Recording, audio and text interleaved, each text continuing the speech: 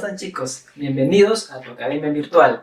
En esta oportunidad vamos a estar desarrollando el curso de Biología y en esta oportunidad vamos a ver conceptos generales, conceptos de la primera semana, ¿no? De lo que se refiere al curso de Biología. ¿Qué es la biología? Vamos a escribir por acá. La biología es una ciencia, ¿ya? La biología es una ciencia que estudia los seres vivos, ciencia que estudia los seres vivos. Ahí está, ciencia que estudia los seres vivos. Oye, ¿qué seres vivos? Desde los más pequeños hasta los más grandes, ¿no? Desde los microscópicos hasta los macroscópicos. ¿Quién es el padre de la biología? El padre de la biología es Aristóteles. Aristóteles, ahí está. Este señor fue el que clasificó a los seres vivos en un primer momento, los clasificó en animales y plantas, ¿no? A los animales los subclasificó en animales con sangre y animales sin sangre, y a las plantas en plantas con flores y plantas sin flores. A los animales con sangre también los denominó Enaima, aquí está, Enaima, y a los animales sin sangre como Anaima. Ahí está. Muy bien. Hemos dicho, amigo, que la biología es una ciencia, ¿no? Que estudia los seres vivos, pero ¿qué es ciencia en sí? Muy bien. La palabra ciencia etimológicamente viene de la palabra latina scientia, que significa conocimiento. Ahí está, conocimiento. Y del verbo sire, que significa saber. El verbo sire, que significa saber. Muy bien. El concepto, entonces, pasemos al concepto. ¿Qué es ciencia? Ciencia es un conjunto de conocimientos organizados y sistematizados, ahí está, para comprender y explicar lo que ocurre en el universo. Entonces, grábate estas dos palabritas: conjunto de conocimientos organizados y sistematizados. Cuando veas, por ejemplo, alguna pregunta que te puede venir en un examen de admisión, no dudes en marcar a ciencia cuando vengan conjunto de conocimientos organizados y sistematizados para comprender y explicar lo que ocurre en el universo. Muy bien. Pero este conocimiento va a ser resultado de la observación como resultado de la observación y de la experimentación, ¿ya? Entonces también podrías agregar ahí que ciencia es el conjunto de conocimientos organizados y sistematizados para comprender y explicar lo que ocurre en el universo como resultado de la observación y la experimentación. Es un concepto un poco largo, ¿no? Pero tienes que ir grabándote las palabras clave, como ya habíamos mencionado por acá.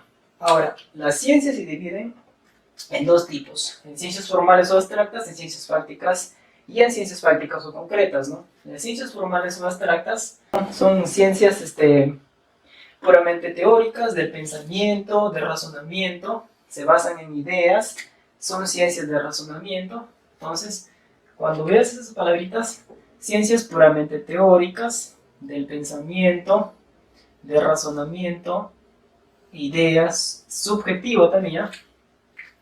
Entonces es porque te están hablando de ciencias formales u abstractas. Como ejemplos tenemos aquí a la matemática, por ejemplo, la matemática. También tenemos a la lógica, por supuesto. También tenemos la metafísica. Oye, ¿qué estudia la metafísica? Estudia, por ejemplo, la existencia de Dios, la existencia del alma, la vida después de la muerte. También tenemos aquí a la estadística. También tenemos aquí a la computación, si queremos ponerlo, a la computación. Muy bien. Oye, matemática, lógica y metafísica como ciencias puras, la estadística y la computación como ciencias aplicadas. Todas ellas son ciencias formales o abstractas que se basan en ideas, ¿no? Son conocimientos puramente teóricos, de razonamiento, del pensamiento. En cambio, las ciencias prácticas o concretas son las ciencias que se basan en hechos, y hacen uso de la observación y de la experimentación para generar ese conocimiento, ¿no? Entonces, cuando veas esta palabrita, hechos, hechos. Las ciencias fácticas o concretas se basan en hechos, no en ideas. Entonces, y hacen uso de la observación y de la experimentación, como dije, para llegar, para llegar a hacer esas ciencias, ¿no? Entonces, a su vez, esas ciencias fácticas o concretas se subdividen en ciencias naturales y ciencias sociales. Las ciencias naturales van a estudiar fenómenos naturales y las ciencias sociales van a estudiar lo que es la actividad y los procesos humanos. A su vez, las ciencias naturales se van a subdividir en ciencias cosmológicas o abióticas y en ciencias biológicas o bióticas. Digo, dentro de las ciencias cosmológicas u abióticas, por ejemplo, tenemos a la astronomía, vamos a anotarlo por aquí, astronomía. También tenemos a la física, hijo, la física. También está la química, muy bien, y la geología, ¿no? La geología se encarga del estudio de la tectónica de placas. Muy bien. Muy bien, chicos, y dentro de las ciencias biológicas o bióticas, aquí tenemos a la biología en nuestro curso, vamos a anotarlo por aquí, la biología.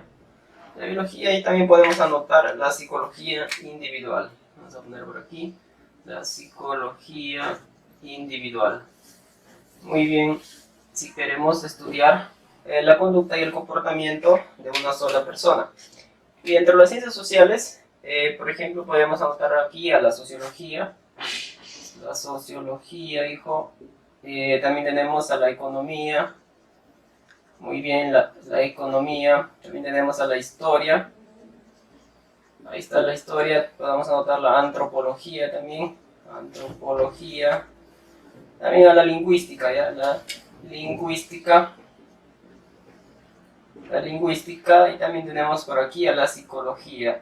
Psicología, pero esta psicología va a ser social, porque aquí se va a estudiar la conducta y el comportamiento de un grupo de personas, como ciencia social, ¿no? Una pequeña diferencia, si lo queremos comparar con la psicología individual, que solamente estudiaremos la conducta y el comportamiento de una sola persona. Aquí en las ciencias naturales, en las ciencias biológicas o bióticas y en las ciencias sociales a un grupo de personas, el comportamiento y la conducta de un grupo de personas, ¿ya? Si por A o B te pueden preguntar por ahí. Muy bien, chicos, ahora vamos a ver, vamos a pasar a ver lo que es método científico. Vamos a anotar por acá, vamos a ir rellenando los espacios de palabras clave. Muy bien, el método científico es un procedimiento lógico, hijo. Lógico, son palabras clave que te pueden venir en un examen de admisión. Lógico y ordenado. Es un procedimiento lógico y ordenado para resolver un problema. Para resolver un problema.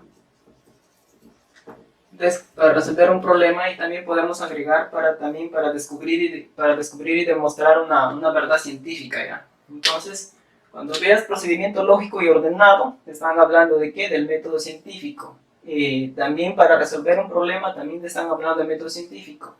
Para descubrir y demostrar una verdad científica, también te están hablando del método científico, pero estas palabras son las más comunes que vienen.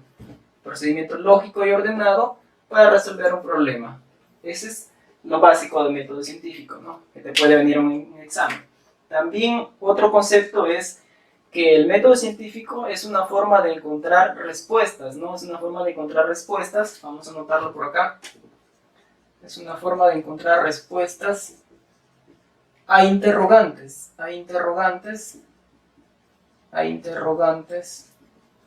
ahí está, sobre la naturaleza y de generar conocimiento nuevo. Muy bien.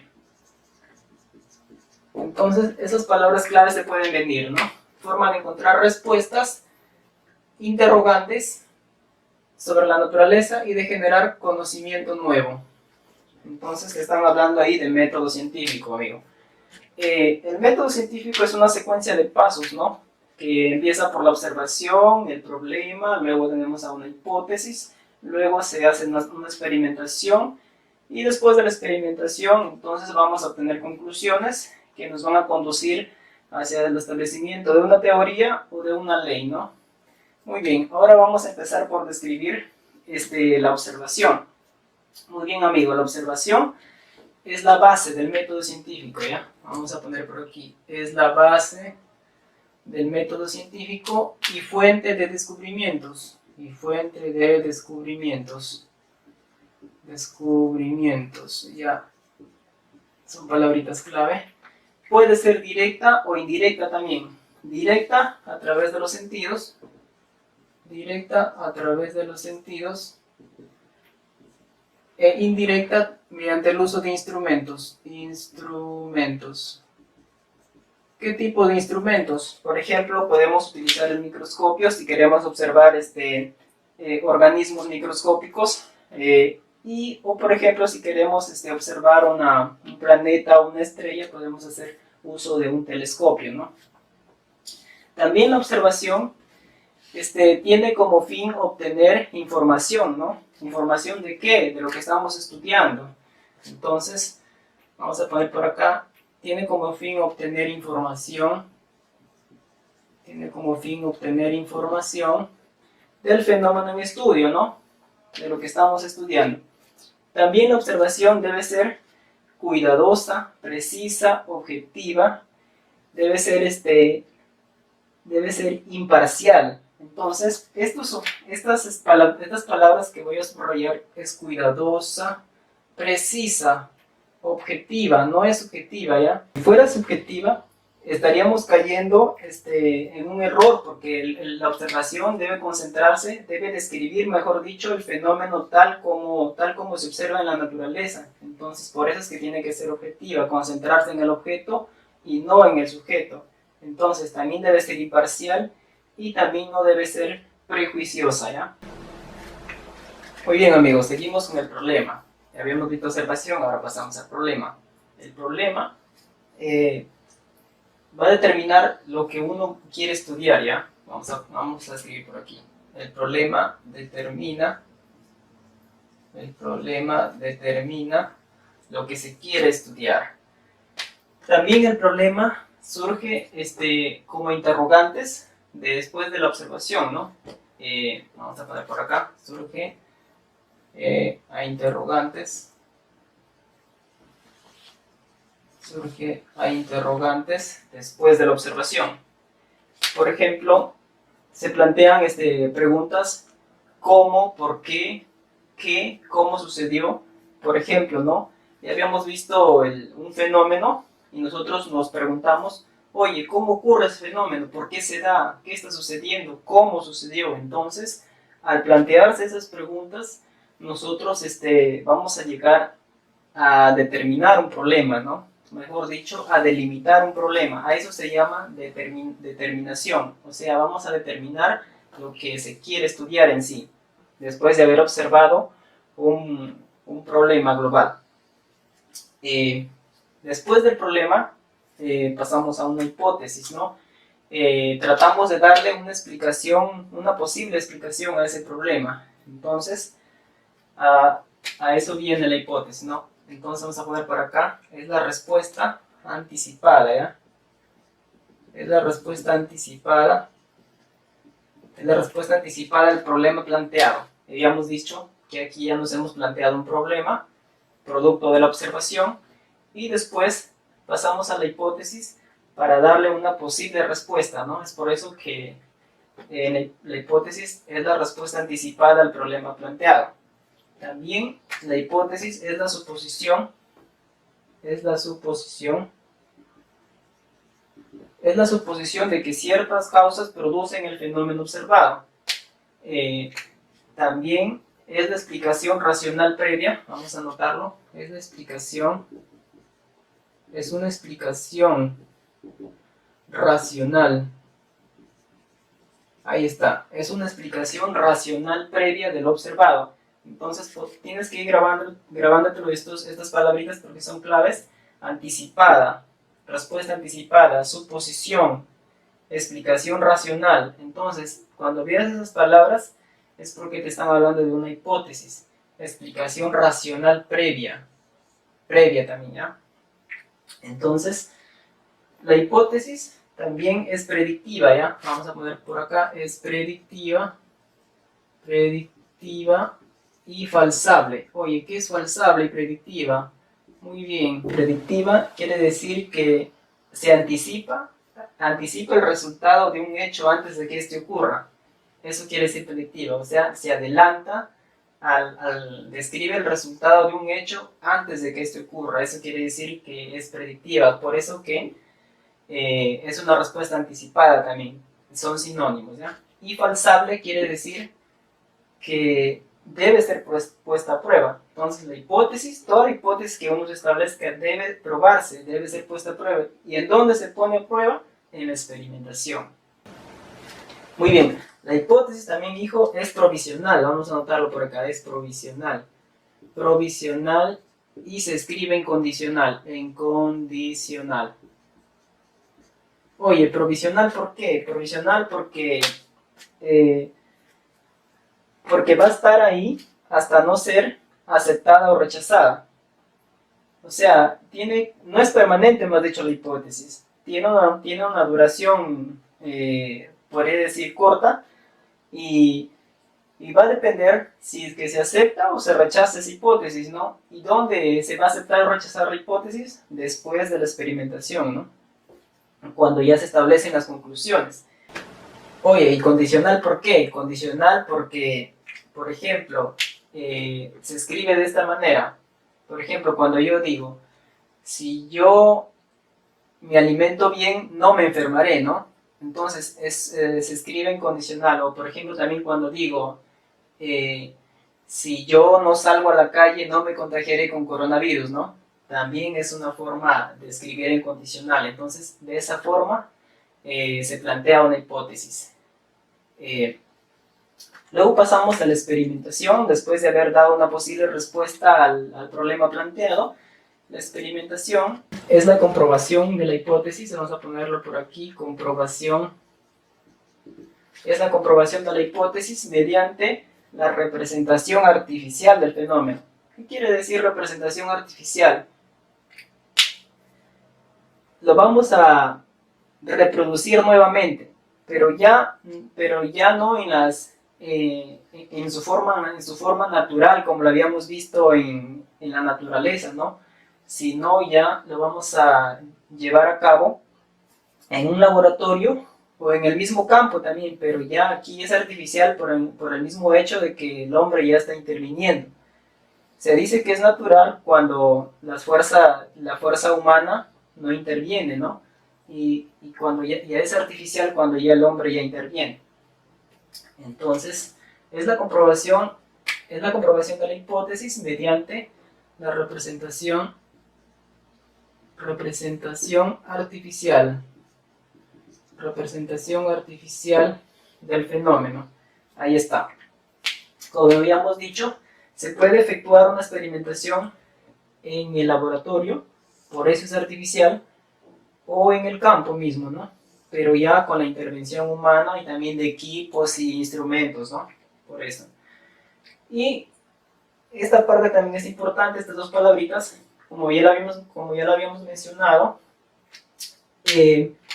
la experimentación permite aceptar o rechazar una hipótesis, ¿no? Aquí es donde se acepta o se rechaza. Entonces vamos a comprobar, vamos a anotarlo por acá.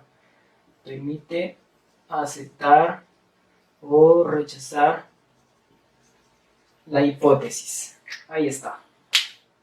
Después de haber desarrollado la experimentación y de haber establecido una conclusión, entonces podemos decir si aceptamos la hipótesis planteada o lo rechazamos. Ahora, si aceptamos, podría convertirse esa conclusión en una teoría, ¿no? Entonces, la teoría, ¿qué es la teoría? La teoría es el conocimiento surgido de la hipótesis comprobada. De la hipótesis comprobada. De la hipótesis comprobada experimentalmente. Ahí está. Experimentalmente. Muy bien.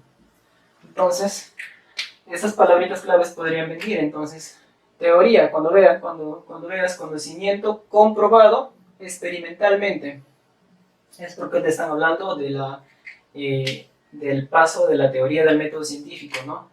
También cuando te digan es la explicación de algo en la naturaleza. Oye, es la explicación de algo en la naturaleza. Pero esto va un poquito más allá de eso. Ya no lo he anotado porque la pizarra ya no alcanza, pero Es la explicación de algo en la naturaleza que la evidencia ha apoyado varias veces. Es por eso que se establece una teoría, ¿no? O sea, hay un amplio espectro de fenómenos que son explicados por esta teoría, como por ejemplo la teoría del Big Bang, ¿no? Que hay un amplio espectro de fenómenos que pueden ser explicados por esa teoría, al igual que la teoría celular, al igual que las teorías de la evolución, por ejemplo, la hominización, ¿no? Cómo surgimos nosotros, los humanos, la raza humana, el Homo sapiens.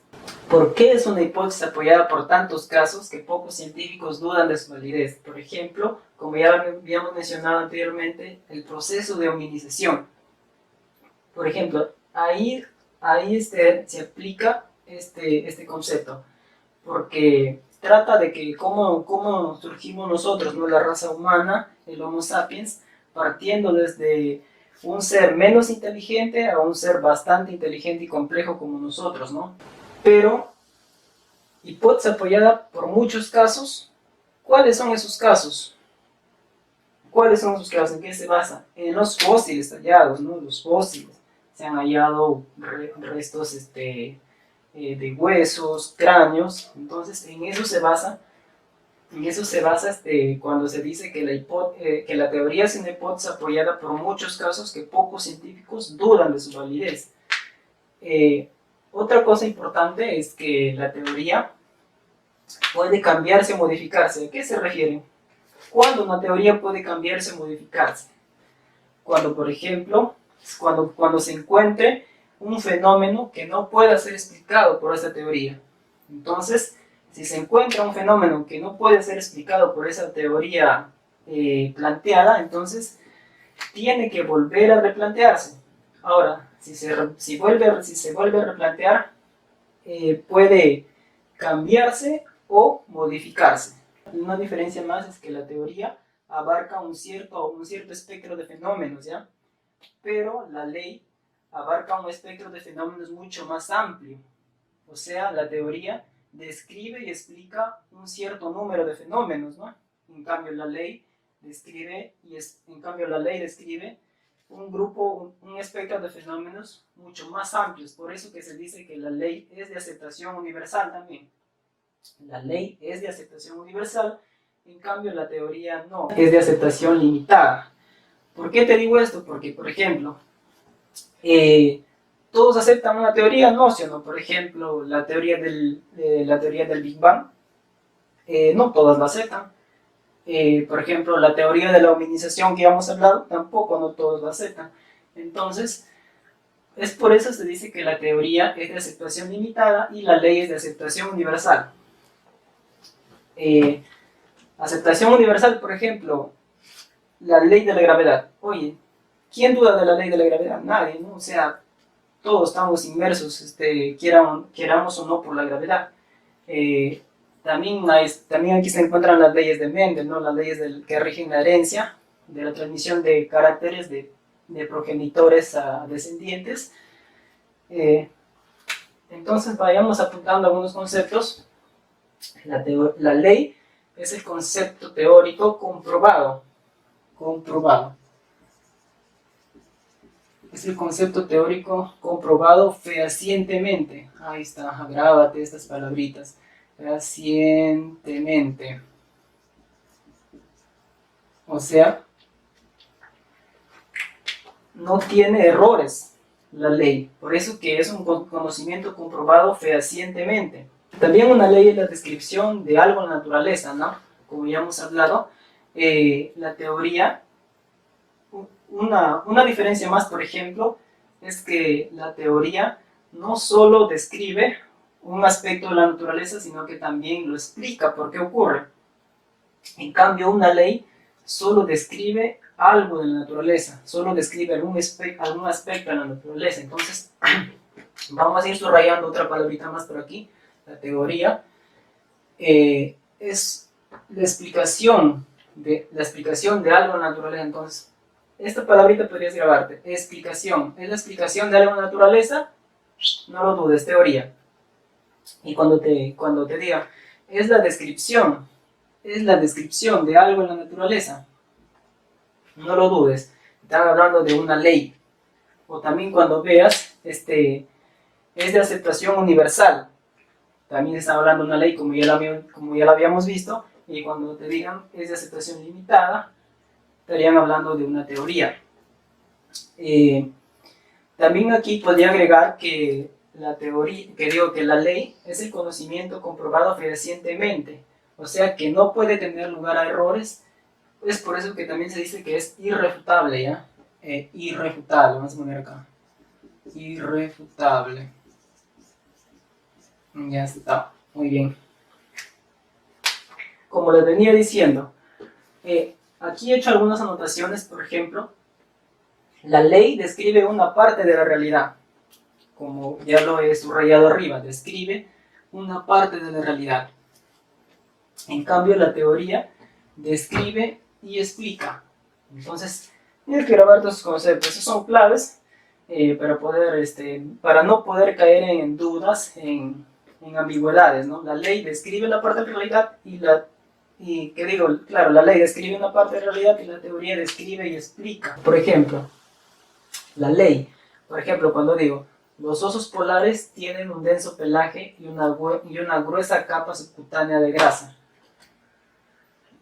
¿Qué estoy haciendo ahí? Estoy describiendo una parte de la realidad, ¿no? Cuando digo, los osos polares tienen un denso pelaje y una gruesa capa subcutánea de grasa. Entonces estoy describiendo una parte de la realidad. En cambio, una teoría lo describiría de esta manera. Los osos polares tienen un denso pelaje y una gruesa capa subcutánea de grasa para protegerlos de las bajas temperaturas y de la inanición, o sea, del hambre prolongado, ¿ya? Porque estos animales hibernan por 6 meses y esa capa de grasa les sirve como reserva de energía, ¿no? Entonces, ¿qué estoy haciendo ahí? Aparte de estar describiendo el fenómeno, también lo estoy explicando por qué ocurre, ¿no? ¿Para qué sirve ese denso pelaje y esa gruesa capa subcutánea de grasa? Entonces, ahí está la diferencia entre ley y una teoría. Aparte de la que ya habíamos mencionado, que la ley es de aceptación universal y una teoría es de aceptación limitada, que no todos lo aceptan, en cambio una ley sí. La ley también es un conocimiento comprobado fehacientemente e irrefutable, en cambio una teoría puede cambiarse o modificarse, ¿ya? Otra cosa es que tanto la teoría como la ley deben ser puestas a prueba. ¿Por qué? ¿Por qué deben ser puestas a prueba, hijo? Mírame. Porque antes de ser teoría o ley, fueron una hipótesis. Por eso es que deben ser puestas a prueba. Para cada fenómeno observado solo puede existir una teoría o una ley, ¿ya? Una teoría o una ley que describan o expliquen ese fenómeno observado. En cambio, para cada fenómeno observado pueden haber varias hipótesis. Entonces, para cada fenómeno observado puede establecer varias posibles respuestas. Entonces sería otro datito por ahí que tenías que anotar, ¿ya? Ahora vamos a pasar a explicar estos dibujitos que hemos hecho por aquí. Vamos a tratar de representar el método científico aquí. Por ejemplo, ¿no te ha pasado que cuando has dejado un trozo de carne, o tu mamá o alguien, por ejemplo, un trozo de carne al aire libre, y después de un tiempo, después de un cierto tiempo, esta carne se empezó a llenar de gusanos, ¿no? Tú observaste en un primer momento que las moscas empezaron a llegar y que después al final de la semana ya la encontraste lleno de gusanitos esa carne, ¿no? Entonces, en un primer momento, ¿qué estoy haciendo yo? Estoy observando, ¿no?, ese fenómeno. Y después de eso, yo me pregunto, ¿no?, ¿cómo es que aparecieron esos gusanitos ahí? Entonces, estoy planteándome un problema. ¿Cómo aparecieron gusanitos ahí? Entonces, yo trato de darle una posible respuesta, ¿no?, a esa pregunta planteada, y paso a lo que se denomina hipótesis. Entonces trato de darle posible respuesta a ese problema planteado, y yo puedo decir, entonces, establecer mi hipótesis. Por ejemplo, que esos gusanitos alguien vino y los puso ahí en la carne, podría ser, ¿no? También podría ser que esos gusanitos surgieron de la misma carne, y también podría ser que esos gusanos surgieron de los huevos dejados por las moscas, ¿no? Por las moscas que se posaron ahí al aire libre. Entonces, ¿cuál de las tres posibles respuestas sería la más razonable? La tercera, sí o no, la tercera, obviamente, es la más razonable. Entonces, yo voy a tratar de comprobar esa hipótesis. ¿Cómo lo compruebo? Mediante la representación artificial de ese fenómeno natural que estoy observando, ¿no? Entonces, voy a tener dos recipientes. A uno lo vamos a tapar y colocar un pedazo de carne en el interior, y a otro no lo vamos a tapar, ¿no? Solo lo vamos a dejar así al aire libre con un pedazo de carne en el interior. Y en el primer recipiente, al pasar los días, vamos a observar que la carne va a seguir igual, va a haber va a haber un cambio de color, pero va a seguir igual. Y después de unos cuantos días más, al fin de semana ya, la carne va a seguir igual, aunque va a cambiar algunas características como el color y el olor, pero va a seguir igual, ¿no? No va a haber presencia de gusanitos. En cambio, en el segundo caso, aquí en el recipiente que hemos dejado destapado, al final de los días, de pasar los días, se va a ir descomponiendo este trozo de carne y va a ir cambiando, ¿no?, sus características organolépticas, y al cabo del fin de semana, entonces vamos a observar que esa carne se va a llenar de gusanitos, ¿no? Entonces, nuestra teoría se acepta, que digo, nuestra hipótesis campeón, ¿se acepta o se rechaza? Hemos dicho que nuestra hipótesis se basaba en que los gusanitos se originaron de los huevos dejados por las moscas, ¿no? Entonces, es probable aquí que las moscas hayan aparecido, ¿no? Porque, mira, a ver, las moscas hayan aparecido por aquí, las moscas hayan aparecido, y como el recipiente está abierto, hayan entrado y dejado sus huevitos al interior, ¿no? Y después de unos cuantos días, esos huevitos eclosionaron y se convirtieron en larvas, en gusanitos, ¿no? Entonces, nuestra hipótesis pasa a aceptarse, ¿no, amigo? Porque hemos dicho que los gusanitos aparecieron por los huevos dejados por esas moscas, ¿no? Entonces, esa hipótesis, comprobada mediante nuestra experimentación, mediante la representación artificial del fenómeno, pasa a convertirse en una teoría en la cual se plantearía diciendo que esos gusanos se originarían de los huevitos dejados por esas moscas, ¿no? Entonces pasarías a formar parte de una teoría. En la observación también podemos acotar algunas características que pueden ser de importancia también. Por ejemplo, en la observación solo valen observaciones propias.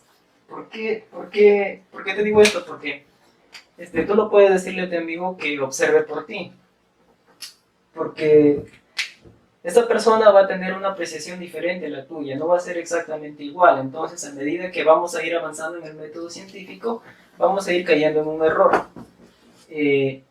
Es por eso que solo valen observaciones propias, ¿ya? Por ejemplo, tú, si yo le pregunto a un daltónico de qué color es la tapa de este plumón, su apreciación no va a ser válida. ¿Por qué? Porque esa persona va a ser incapaz de distinguir los matices de los colores entre rojo y verde. Por eso entonces que valen solo observaciones propias. ¿Puede tener errores la observación? La observación sí puede tener errores, amigo, pero esos errores no van a ser del ambiente, no van a ser del fenómeno natural que estamos observando. Esos errores van a ser del sujeto, no del objeto. Entonces, puede tener errores la observación, pero no es del objeto, ¿ya? Debe haber conocimiento previo también a la observación. Por ejemplo, observamos un determinado fenómeno y nos planteamos un problema. ¿Pero por qué nos planteamos ese problema? Porque en nosotros mismos surge esa inquietud, surge esa curiosidad de preguntarnos por qué ocurre, ¿no? ¿Por qué ocurre ese fenómeno? Es por eso que en la observación debe haber conocimiento previo. Esto es lo que le pasó a Alexander Fleming, ¿no? En 1928, cuando descubrió accidentalmente la penicilina, ¿no? Él regresaba de sus vacaciones y él, antes de irse de vacaciones, había dejado unos cultivos de estafilococos en unas placas Petri, ¿no? Y cuando regresó vio que habían crecido unos honguitos, ¿no? Unos honguitos, pero él vio más allá de eso. Vio que alrededor de las colonias de esos hongos había unos halos, ¿no? Esos halos ahí no había bacterias, o sea, no había crecimiento bacteriano. Lo que pasaba es que esos hongos secretaban sustancias que impedían el crecimiento de las bacterias. O sea, secretaban unas sustancias bactericidas. Entonces, pero cómo Alexander Fleming llegó a sentir esa curiosidad, ¿no? Porque él ya tenía conocimiento previo, él tenía conocimiento de microbiología. Entonces, es por eso que se requiere capacidad y atención para reconocer la importancia de un descubrimiento accidental, amigo, y sacar máximo provecho de él, ¿no? De ese descubrimiento. Es por eso que dice que tiene que haber conocimiento previo, ¿no? Para generar esa curiosidad en uno mismo. La observación también tiene como pasos a la síntesis y al análisis. Por ejemplo, la síntesis consiste en juntar todas esas partes, todas las partes que hemos observado, juntar esas partes para saber qué relación hay entre ellas. Y el análisis consiste en separar esas partes y concentrarnos en una de ellas, ¿no? Para examinarla mejor. Entonces tiene como pasos a la síntesis y al análisis también en la observación. ¿Y qué es observación viciada? Una observación es viciada cuando la observación, valga la redundancia, ha sido distorsionada con la opinión personal. Esa observación ha sido parcializada ya, esa observación ya es subjetiva, ya no es válida porque estamos poniendo por encima de la observación nuestra apreciación personal, ¿no? nuestra opinión. Por eso que a eso se refiere como observación viciada, entonces ya no es válida. Muchas gracias por ver nuestro video. Si les gustó nuestro contenido, les invitamos a suscribirse al canal y visitar nuestra página de Facebook.